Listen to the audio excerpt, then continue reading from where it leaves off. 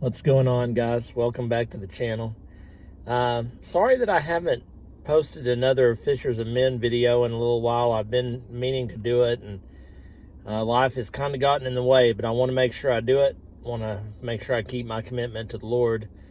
When I started doing this, the first objection I had when I was trying to push back against God was, what am I going to talk about? And, I just kind of felt in my spirit, God was saying, I will give you the subject matter. You just need to be obedient. So, and sure enough, he's given me something else to talk about today. And that is how little changes in our lives can make such a huge difference. And what brought this to mind was fishing. If you've watched the last couple of videos that I've put out, fishing videos, you'll notice that in order to attract crappie this time of year, I use these tiny little 1/64th ounce hooks, extremely small. Oh, they're jigs that trout magnets fit on, extremely small. And the problem is that the tip of the hook is almost in perfect alignment with the eyelet of the jig.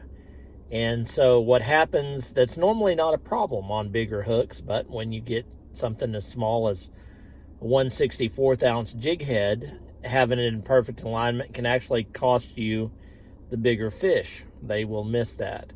You'll feel them bite. You might even reel up on them for a while, but they'll miss it. So what I did was I made this tiny little adjustment. This is what it looks like. That's all evened up with the eyelet.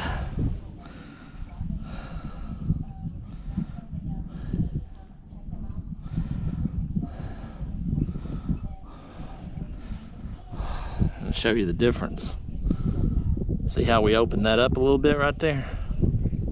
A pair of pliers, you can see it in those videos, and I bent that hook out ever so slightly. And if you look closely, it shows in those videos that now the hook is just bent up just a touch. It's not even, tip of the hook's not even with the eyelet anymore. It's just slightly bent up, just barely, maybe a millimeter or so.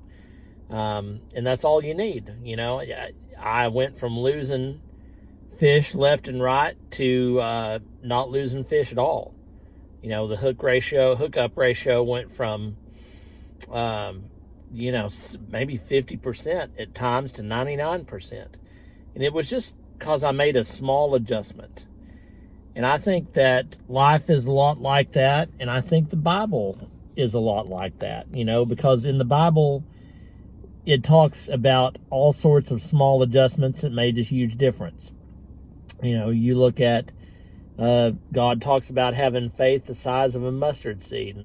Mustard seeds are tiny. You almost can't see them without a microscope.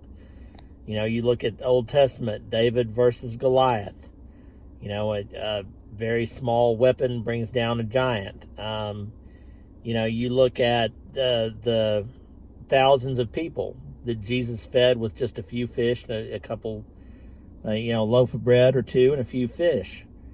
And the list goes on. There are so many examples in the Bible of small things having huge impact on people's lives. And here's an example of mine where, making one little tweak had a huge impact on something I enjoy doing, fishing. This time of year, it seems like we really, really get caught up in the New Year's resolutions things. We want to, and we make these grandiose plans. I want to lose 100 pounds. I want to, just all sorts of things, big ticket type plans. And a lot of times what happens with those New Year's resolutions where we're going to,